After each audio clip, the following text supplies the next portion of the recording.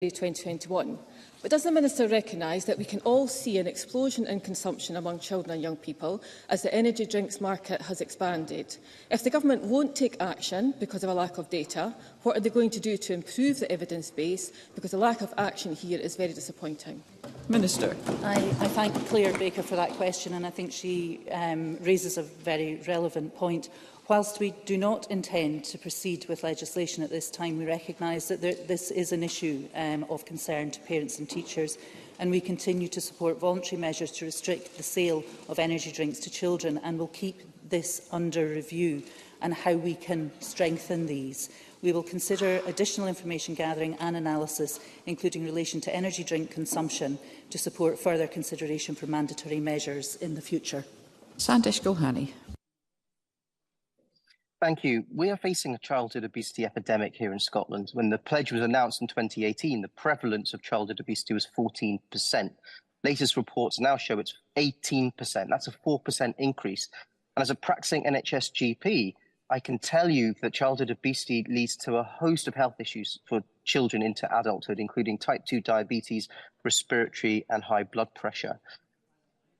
An important message, though, I think, for parents who might be listening and are struggling to work out how to help their children. It's really important that we avoid the latest fads and don't put your children onto diets. Support them to make healthy choices, and hopefully your child will grow out of obesity. I recently met with Obesity Action Scotland and told me of some great programmes in certain parts of the country. So if you Can I have a question, please, Mr Gohani? Absolutely, Presiding Officer, but please see your GP. The consultation by the Minister is the fourth consultation on the issue of restricting promotions on junk foods. Will the Government be committed that this will be the last consultation and some action will follow? Minister. I think it's clear that whenever we're making policy, to ensure we make the best policy that is relatable to everybody and hits the targets that we intend and make the changes we intend, we have to continue to consult. I can't promise standing here that this will be the final consultation or not, but it is absolutely key to consult to get the right policies. Question number 7, Sharon Dowie. Thank you, Presiding Officer. To ask the Scottish Government what its response is to the final report of the independent review of the skills delivery landscape. Minister Graham Day. Presiding Officer, as I outlined during Tuesday's debate on college regionalisation, the Scottish Government is clear that reform is needed, and we won't shy away from making decisions that will improve outcomes for learners and employers. I welcome the Withers review and I'm very much minded to follow the broad direction of travel outlined. However, it is right the Scottish Government takes a little bit of time to consider the detailed recommendations and the practicalities and consequences of implementing them, working with all of those who will be impacted and others. Sharon Dowie. Thank the Minister for that answer. James Withers suggests giving universities the freedom to utilise funding to deliver degree-level learning in a variety of different ways, including part-time learning and learning as part of an apprenticeship, as a way to uplift the current cap in university places. Can I ask what the Minister's view is in this proposal? Minister. The member raises an important point. So the Withers review, amongst other things, does open a discussion around different routes to positive destinations, how they might be expanded, and graduate apprenticeships would be one example of that. I've had an initial discussion with the University of Scotland on how the review engages or might engage their sector, and I'm doing, and over the course of the summer I'll be doing a further engagement, having discussions with them, as I will be with other stakeholders. But Withers is clear. There is no lack of investment in the post-schools education and skills sector. It's a question of how best we deploy that funding to meet future need. Thank you. That concludes general questions. The next item of business is First Minister's questions. At question number 1, I call Douglas Ross. Thank you very much, Presiding Officer. The E9 is a main road in Scotland stretching from the Central Belt to the north. It's also one of the most dangerous roads in the country. The SNP promised to fully dual the E9 from Perth to Inverness in their 2007 manifesto. 16 years ago. Campaigners were in Parliament yesterday raising this issue once more. Recently, the Inverness Courier highlighted the government's broken promise on this issue with a tombstone on their front cover. After a further death last month, the paper followed up with another sombre front page. It read, and this is my question to the First Minister: the Scottish Government has no update on its delayed dueling project, leaving us all to ask how many more people have to die. First Minister. First and foremost, Presiding Officer, my thoughts are with every single person, family, community that has been affected by the tragic loss of life on the A9. And Douglas Ross, the Inverness Courier and others who have raised the issue, I know many in my own benches who have raised the issue of the dueling of the A9, are right to look at this issue, of course, through the prism of safety on our roads. It is an issue around safety.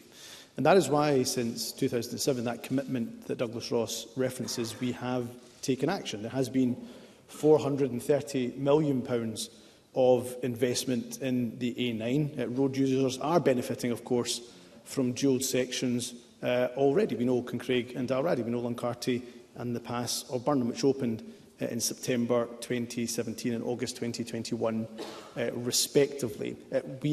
I am, this government is absolutely committed to dueling the A9. In terms of the timetable that is set out, of course, Jenny Gilruth, when she was Transport Minister in February of this year, she, of course, rightly gave an update to Parliament in relation to the section Tomatin to Moy section. And she made it clear that that couldn't go ahead because, of course, our obligations to public finance. And during that update, she indicated that work was ongoing and will conclude in autumn of this year to update on the renewed timescale for completion. But what I would say to Douglas Ross, of course, that doesn't preclude us from taking action in relation to safety and road work improvements in the A9. I can give some detail of that shortly. But what I would say to Douglas Ross is that it's so important in these infrastructure projects that value for money, of course, is an obligation that we have to adhere to. And therefore, I would say to Douglas Ross, we will give that update on the other side of the summer recess in autumn 2023. But anybody listening should be absolutely assured that we have a cast iron guarantee to continue the dueling work we've already done and to ensure that we duel the A9 Perth to Inverness. Douglas Ross. That's perhaps one of the most disappointing answers I've ever heard in this chamber. Last year, deaths on the A9 were at a 20-year high. The First Minister was trying to say the millions of pounds of investment and the upgrades that we have seen are a success. In a decade, the SNP have upgraded 11 miles of that route, just over a mile a year, and somehow that's a success, while still too many families grieve the loss of a loved one. During his leadership bid, Humza Yousaf claimed that dueling the A9 would be the first thing I will do in office. But since his election, this is what Laura Hansler, who's been campaigning for improvements on the A9, has said. Humza Yousaf made a lot of promises. So where are these promises? This week, his government tabled a question to announce the latest procurement timetable for the A9. But it was withdrawn at the last minute. We don't believe that has ever happened before in this Parliament. So can the First Minister tell us why that announcement was withdrawn? And will he use the opportunity today at First Minister's questions to tell us what his government had planned to announce earlier this week? First Minister. The GIQ was withdrawn, and Douglas Ross, I don't know if he was in the chamber or not this week or doing one of his other jobs, but if he was here in this chamber, he would have seen that, of course, we have a new transport team in place. So it is only right, of course, that I've asked that transport team to look at the detail of the dueling of the A9. It's also incredibly important for government in particular, of course, that when we do give information to this parliamentary chamber, that it's the most up-to-date and, of course, the most accurate information that we can provide. And today, of all days, of course, the Conservatives should understand the value of accurate statements made to this Parliament. So I will ask, of course, and have already asked the new transport team to look at the issue of A9 dueling and, of course, update Parliament in due course. In terms of safety, because I always bring it back to that issue of safety, which is so important when it comes to the dueling of the A9. We do have an ongoing programme of road safety improvements. So the fact that we are taking time in relation to the timetable of the A9 this summer doesn't preclude us, doesn't stop us from making those road safety improvements. For example, last year we spent approximately £100,000 to improve safety at 3 sites on the A9. We've also invested almost £400,000 to refurbish the average speed system between Dunblane and Inverness. Since January, as part of £5 million of investment we delivered by 24-25, we have delivered lining and signing improvements around Dunkeld. Additional signs that are being installed at key locations too. And there are a number of other interventions that we have made. Of course, I go back to what I said at the beginning in my response to Douglas Ross's first question, that a single loss of life on our roads is not acceptable. And that's why we have very ambitious targets in relation to reducing casualties and fatalities on our roads. And the longer-term trend for road casualties in Scotland has been that downward trend. Since 2000, the number of people killed on our roads has decreased by 47%. But I want us to go even further, and that's why, of course, the dueling of the A9 is a priority for this government, and will continue to make progress on that priority. Douglas Ross. The First Minister is trying to say the change in the Transport Minister was the reason his government took, as far as we are aware, an unprecedented step of withdrawing an announcement. The question was lodged at 3:47 p.m. on Monday afternoon. It was just a little over 12 hours later that the new Transport Minister was in place. It was almost a week since the previous Transport Minister had resigned. Something happened from Monday afternoon, when Jim Fairley was asked as a backbench SNP to put in this question, to get an announcement from the Scottish Government, for it then to be withdrawn. The fact that we were going to have a new Transport Minister was known to the First Minister, to the Cabinet, to the entire Parliament. Why did it have to be withdrawn? What did the SNP want to tell this Parliament and Scotland about the A9 that it now sounds like the First Minister is not going to tell us until the autumn? These are serious questions that need to be answered. We also heard this week from the Civil Engineering Contractors Association. They said the civil engineering sector in Scotland has known for many years that the promise to dual A9 by 2025 would not be met. They said that the SNP-run Transport Scotland is regarded by civil engineers as, and this is a quote from them, the worst client to work for in the UK. So does the First Minister have full confidence in his agency to dual A9 from Perth to Inverness? And will he tell us what he planned to announce in Parliament this week that now seems to be delayed for months? First Minister. I have, Presiding Officer, already answered the question around the withdrawal of the GIQ. A new transport team in place. They are taking a look again at the timetable in relation to the A9 dueling. And of course, as I have said, it's so important that when we are ready to announce this to this Parliament, an update on the A9, we will absolutely do that. And we will ensure, of course, what update we provide is accurate in terms of a statement made to this Parliament. In terms of the criticisms, and I saw those criticisms from the Civil Engineering Contractors Association, I take those criticisms very, very seriously. And I've asked Transport Scotland, who have already engaged with SPCA before, to ensure that they continue to engage with the Civil Engineering Contractors Association to consider, for example, what improvements can be made both to our contract delivery, which is important, but also the procurement mechanisms that we have in place to maximise market interest in the new procurement. So I think there was a lot in there from SPCA that we can reflect on, and I would expect and have told Transport Scotland that they should reflect on. In terms of Transport Scotland's ability to deliver infrastructure projects, can I just remind Douglas Ross, of course, it is under this SNP government that we have seen the delivery of the Queensferry crossing, the Aberdeen Western Peripheral Route, M8, M73, M74, motorway improvement projects, and many, many other infrastructure projects, not just on road, but also, for example, in rail as well. So we have a proud track record of investing in capital infrastructure here in Scotland, improving roads, improving rail right across the country, and that's the progress I'll look to ensure that we build upon. Douglas Ross. A proud track record that SNP politicians applaud has seen 11 miles of the A9 dualled in a decade, despite a decade and a half ago saying it would be fully dualled. And the First Minister is getting annoyed at having to repeat answers about this withdrawn question. He must have known he was about to appoint a new Transport Minister. I've said it was Monday afternoon his government asked one of his backbenchers to submit a question. So will he pledge now to publish all details between government ministers, Transport Scotland, special advisers, on what led to the decision, which I think is unprecedented in this Parliament, to withdraw that government-initiated question? Because the fact is, the SNP have broken their promises to dual the A9 for 16 years, and there is still no end in sight, with devastating consequences for so many families. People from Perthshire to the Highlands are scathing about this government's record. They feel they're being forgotten by SNP politicians at Holyrood. They say failing to get this fixed is a dereliction of duty.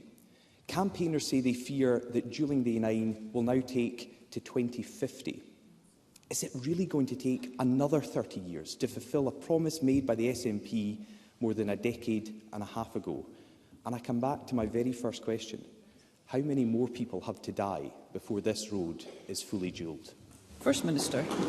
It is not going to take to 2050 to dual the A9. And of course, as I said, we will give an update to Parliament, as previous Transport Secretaries have said, once that work is done over the course of the summer.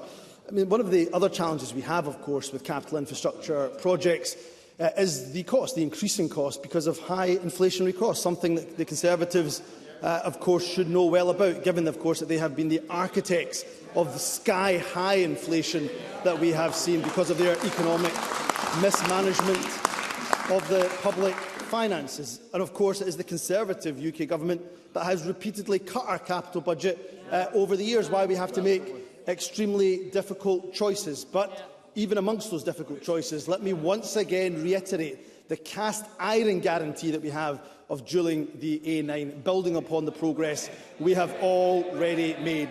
And Douglas Ross and his party... First Minister, I have already asked if members could resist any temptation to contribute while members are putting questions or responding to them.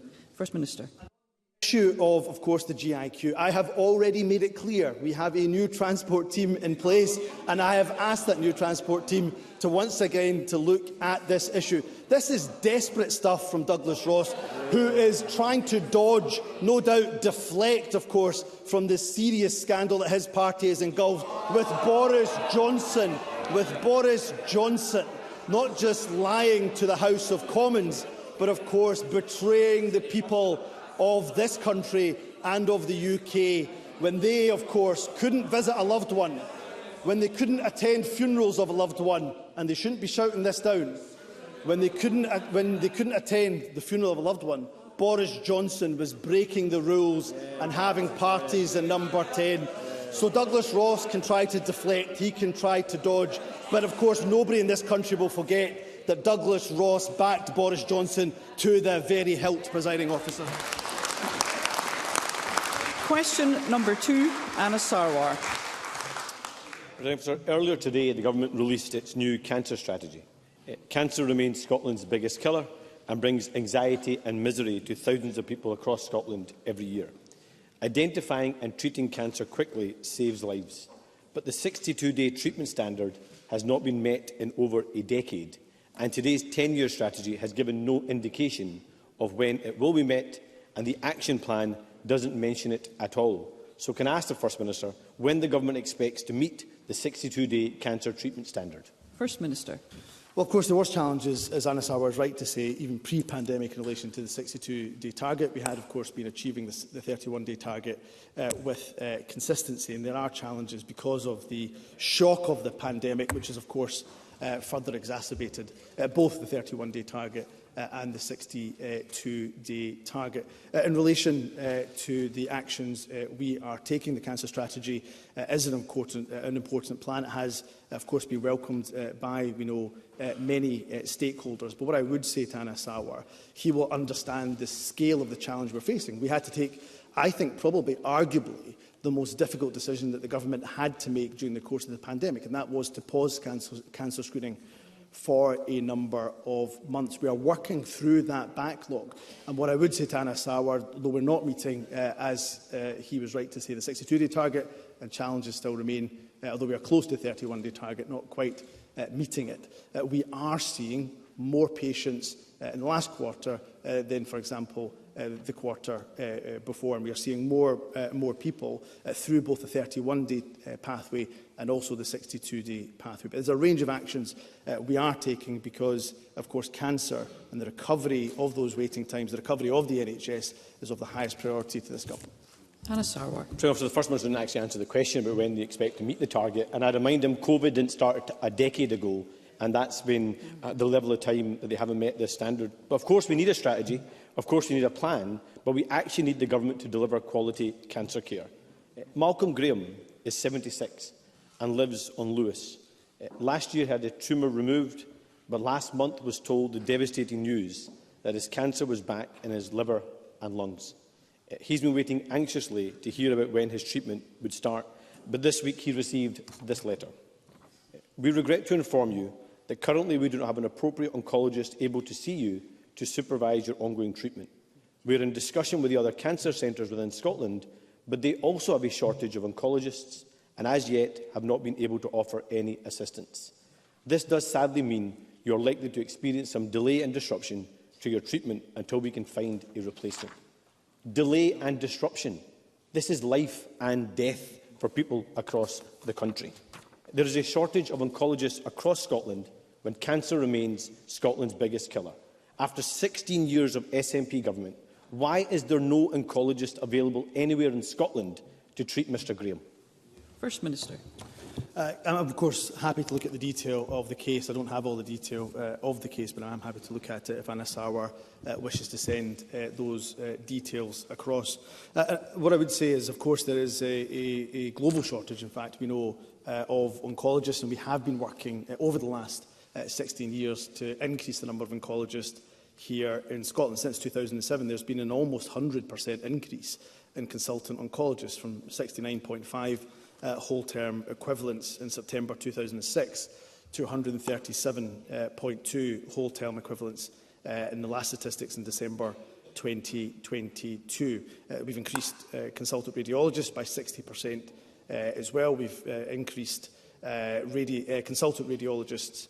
In fact, we have a higher rate of consultant radiologists per head than in other parts of the UK. But, of course, given the case that Anas Sarwar has raised, given issues that have been raised around, for example, Tayside Breast Cancer Service, we know that there are still work to do, and that's why I set up, in fact, as Cabinet Secretary for Health and Social Care, a task force to look at what more we need to do to attract oncologists to our hospitals, to our cancer services here in Scotland. So to the individual case that Anas Sarwar raises, I am, of course, happy to look into the detail of that, but I want him to be assured that there has been action and will continue to be action to increase the number of consultant radiologists and indeed consultant oncologists working here in Scotland. Anas Sarwar. I welcome that the First Minister will look at the case, and I suggest he does it urgently. But it shouldn't take bringing individual cases to this Parliament for people to get life-saving cancer treatment right across the country. There is a shortage of oncologists across Scotland, and we've been raising the NHS workforce crisis for years. And the strategy he published today says the workforce review won't conclude until 2026. People with cancer cannot afford to wait. The crisis is now. The 31-day standard repeatedly missed, the 62-day standard not met in over a decade, and staff shortages are putting people's lives at risk. The SNP have been in government for 16 years, and today they've published a 10-year plan. Why does Humza Yousaf think people across Scotland have to wait 26 years to get adequate cancer care? First Minister. I don't think that. And of course, pre-pandemic, we were consistently meeting the 31-day standard, although we have dipped just below the 95% performance. I think the latest performance was 94.1%. That means over 9 out of 10 people are, of course, being seen within that 31-day target, and the median waiting time for treatment remains at 5 days in relation to that particular pathway. So I don't believe that people should have to wait longer. And again, I go back to the point I made in response to Anas Sarwar's very first question. That is that we're treating over 35% more people in the 62-day pathway than was the case, for example, 10 years ago. So we are seeing more and more people through these pathways.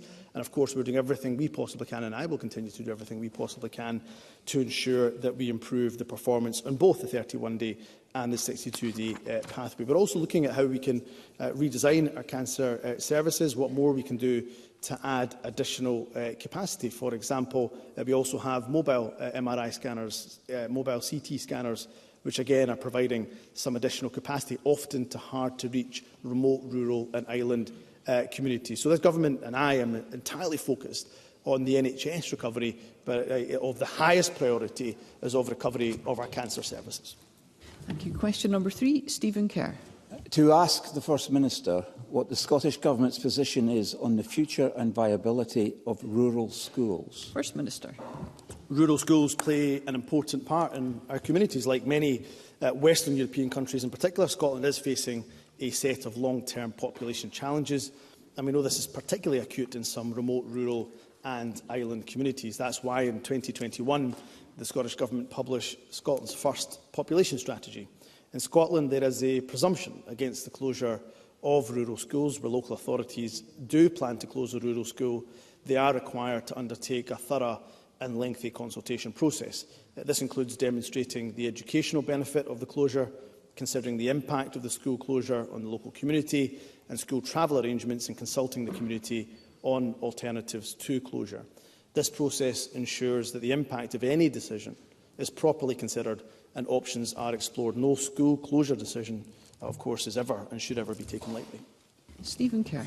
Well, last weekend the Herald newspaper revealed that 40 mainly rural schools have been closed or mothballed in recent years, and colleagues across all parties in this Parliament have described these numbers as alarming and evidence of the blatant disregard that this SNP government has for the rural and remote areas of Scotland.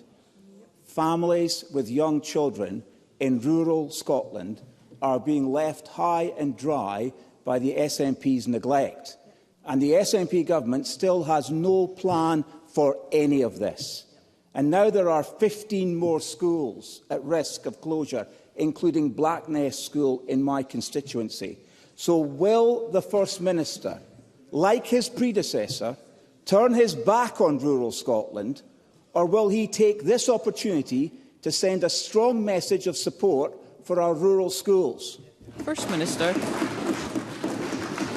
Well, I simply don't agree at all with Stephen Kerr's characterisation, but let me take the issues in turn. First and foremost, of course, these are decisions for local authorities to take. It is usually the Conservatives who are the first to complain if they perceive or believe that the Scottish Government is in any way interfering in local decision-making. So let's allow and empower our local authorities to make the decisions in consultation with the local communities that they believe are right for them. And of course, it is the SNP that brought in further additional protections for rural schools. These include, for example, clearly demonstrating that local authorities has considered alternatives to closure, an assessment of the likely impact, of the community impact on travel to school arrangements for local pupils, for example. The local authority must set out educational benefits of the closure. If the proposal to close the school is rejected, then the local authority can't repeat that process for another 5 years. So a whole host of protections that have been brought in by the SNP. And of course, depopulation is a serious issue, and that's why we have, again, a range of actions that we are taking to address depopulation. In 2021, we published Scotland's first population strategy. The delivery of the strategy is overseen by a ministerial population task force. But of course, what hasn't helped depopulation in remote, rural, island communities is a hard Brexit being imposed upon Scotland against our very will. That has seen... Thank you. That hard Brexit that has been opposed by Stephen Kerr and his colleagues, of course, has not helped with European migration to Scotland. And if only Scotland had the powers to rejoin the European Union, perhaps we could reverse depopulation for good, Presiding Officer. I call Karen Adam. Thank you, Presiding Officer. Many rural communities are facing complex and long-term population challenges. Schools need pupils in order to be viable, and school roles rely on communities retaining or attracting families into their area. Many rural communities are dealing with a legacy of outmigration and depopulation, much of which predates this establishment of the Scottish Parliament. Can the First Minister set out what benefits the Scottish Government's rural visa pilot proposals could offer to schools in our rural communities? First Minister. Well, it is, I have to say, frankly, quite depressing to listen to the UK Conservative Party and at times, I'm afraid, the UK Labour Party compete in a race to the bottom when it comes to the issue of migration. Let me state unequivocally that immigration to this country has been good for Scotland. It has been good for years, for decades to this country, and we welcome migrants to Scotland. Our rural visa pilot proposal, described by the UK Government's own Migration Advisory Committee, was described, and I quote, as sensible and clear in both scale and deliverability. It would enable rural and remote communities to attract migrants in line with their very distinct local needs, including, of course, bringing family members with them. This would offer an opportunity to bolster school communities in pilot areas, and pilot areas would also be enabled to address discrete local public sector workforce needs, for example, around teachers, further supporting communities to flourish. So we do continue to urge the UK Government in the strongest possible terms to engage with us and deliver this pilot scheme, or even better, just give us the powers over immigration so we can do it ourselves. Question number 4, John Mason. To ask the First Minister how the Scottish Government plans to mark Clean Air Day. First Minister. We want and have the ambition that Scotland has the cleanest air in Europe, and while there, of course, is always room for improvement, Clean Air Day is an opportunity to highlight the great progress that Scotland is making on improving air quality. For example, for the first time outside of recent lockdown periods, all monitoring sites in Scotland are meeting air quality objectives. This year, Clean Air Day will see a variety of activity taking place, from poster competitions for schools run by SEPA to local authorities running vehicle idling campaigns and businesses engaging with staff on eco-friendly commuting. The Scottish Government is supporting Clean Air Day through funding Environmental Protection Scotland and Global Action Plan to provide the resources to organisations delivering Clean Air Day activity. John Mason. I thank the First Minister for that answer. I wonder if he would join me in thanking Healthy Air Scotland Coalition for their work and share my enthusiasm for the LEZ in Glasgow and the help it is giving for people with respiratory problems. Would he also congratulate Glasgow City Council on that? But would he share my concerns that the UK Government is potentially revoking the European air pollution regulations under the amended retained EU law? First Minister. I do. I would welcome, of course, the work of the coalition. I would also congratulate Glasgow for their work on the LEZ, and I can hear Jackie Baillie opposing the LEZ. Well, that was not, of course, Scottish Labour's position when they voted for the LEZ, neither at the local level or indeed a national level. But of course we know that the Scottish Labour Party will oppose anything that the SNP brings forward just for the sake of it.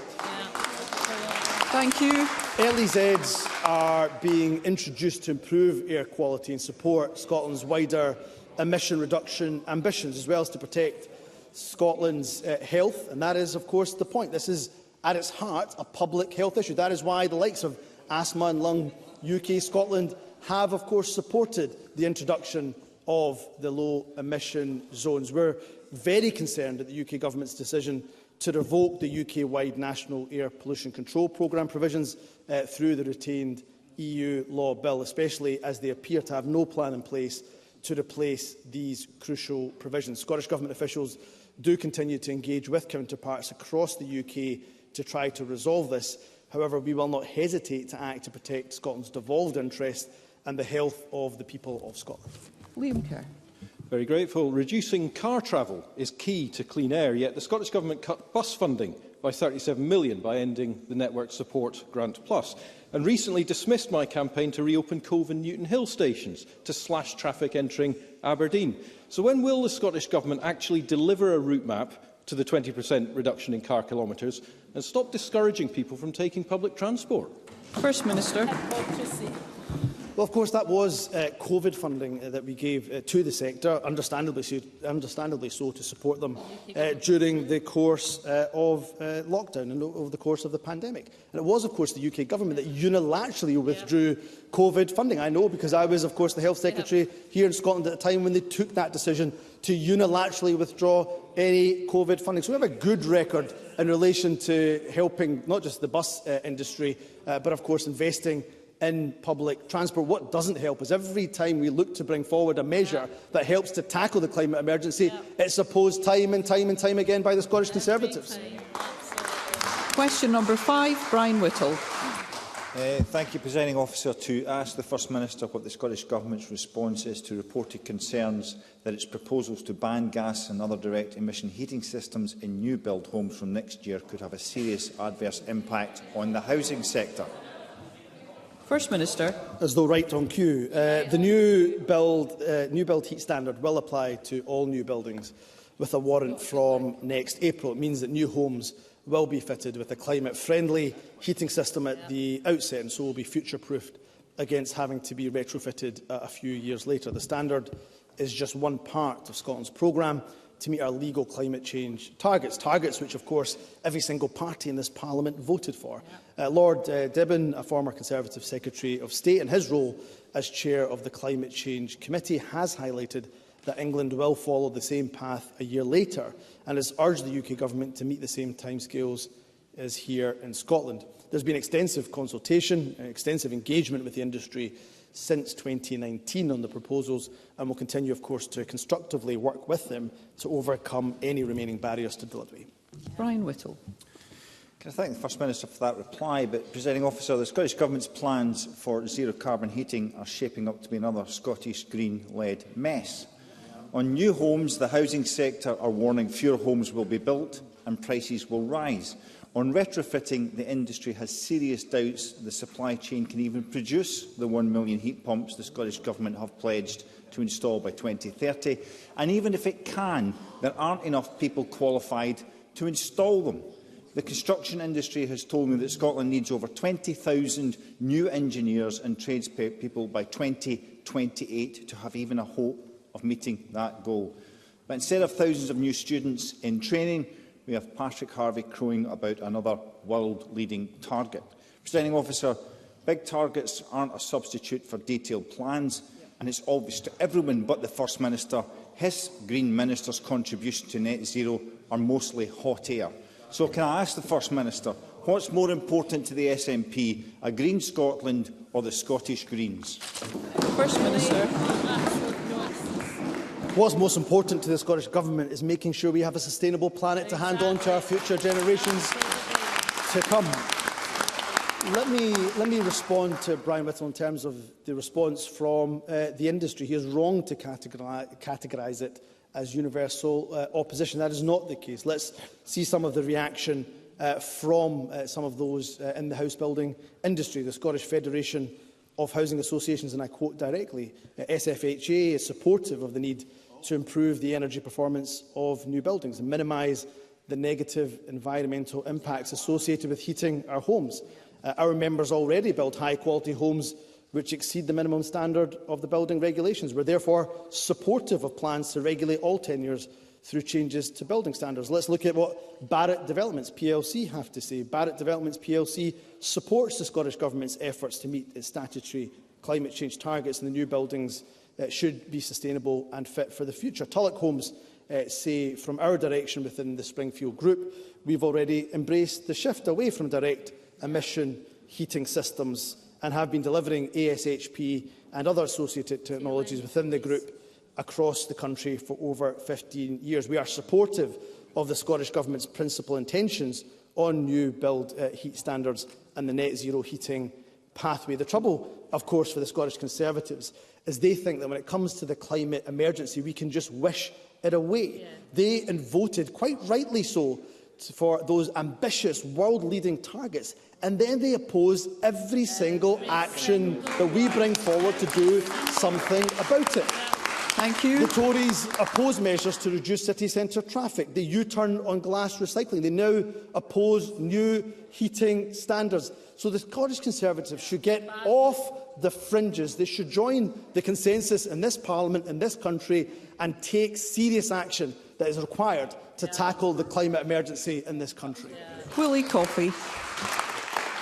Thank you. Would the First Minister agree that the many benefits of the new build heat standard will only be fully realised when the UK Government does what it's been promising to do for many years now and rebalances fuel prices to stop electric heating, which is over 3 times the price of gas, from being penalised? First Minister. Willie Coffey is absolutely right. I believe that the new build heat standards will deliver a range of benefits as it stands. However, I agree on the importance of this particular issue. We've been urging the UK Government for some time to deliver on its commitment to publish proposals to rebalance fuel prices, and which would make the running costs of zero-emission heating systems lower than those of gas boilers. But I'm afraid time and time again, when it comes to serious action, when it comes to bold action, when it comes to radical action, all we see from the UK Government, I'm afraid, is inaction.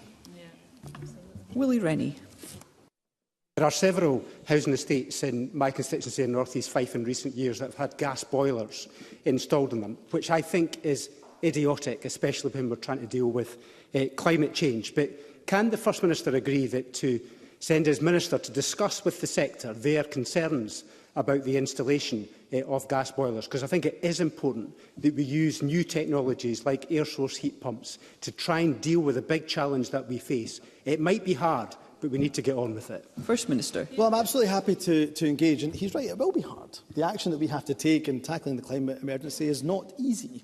And that's why you can take the path that the Conservatives choose to take, which is not taking that tough action, or we can take the action that I think is supported by, certainly, Willie Rennie, I know, and the mainstream, and indeed most of this Parliament, which is taking that tough action. And there are real challenges in relation to the ambitious targets we have in relation to climate-friendly heating systems. And one of those issues, for example, is the skills that are needed to install those heating systems, is, of course, the supply chain that is required. So these are very serious issues that are well raised by Willie Rennie. We'll engage with him, with the sector, as we have already done, to ensure that we overcome these challenges together.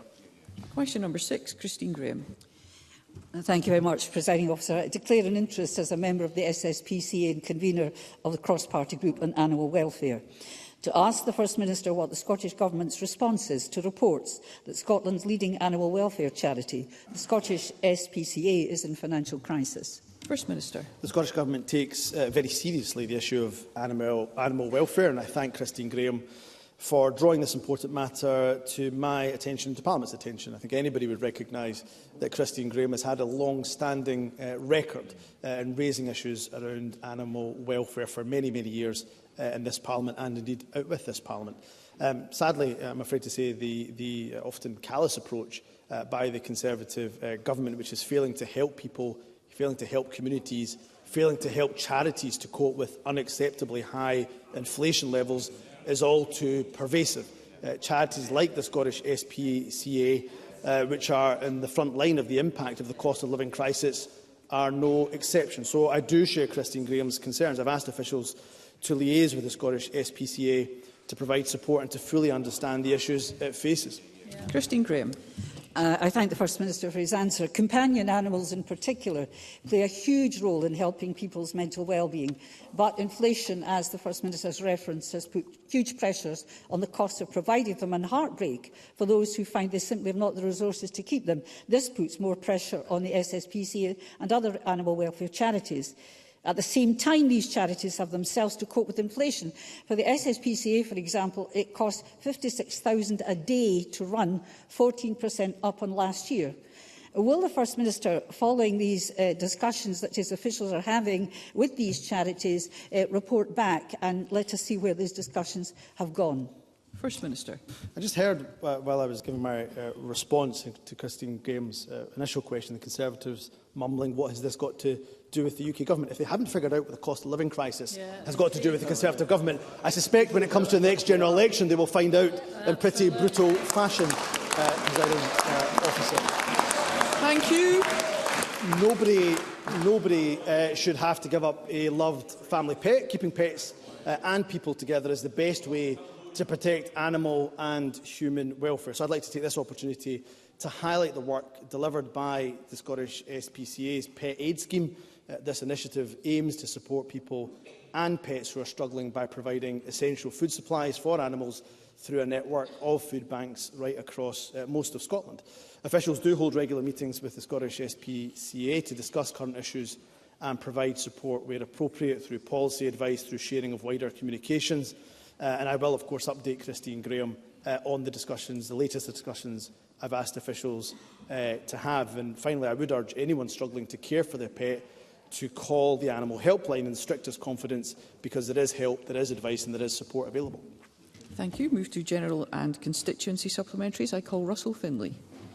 Thank you, President Officer. Yesterday was World Blood Donor Day, and I'm delighted to be hosting the Scottish National Blood Transfusion Service in Parliament immediately after FMQs. So I'd like to ask the First Minister if he shares my view about this immense NHS service, thanks all of those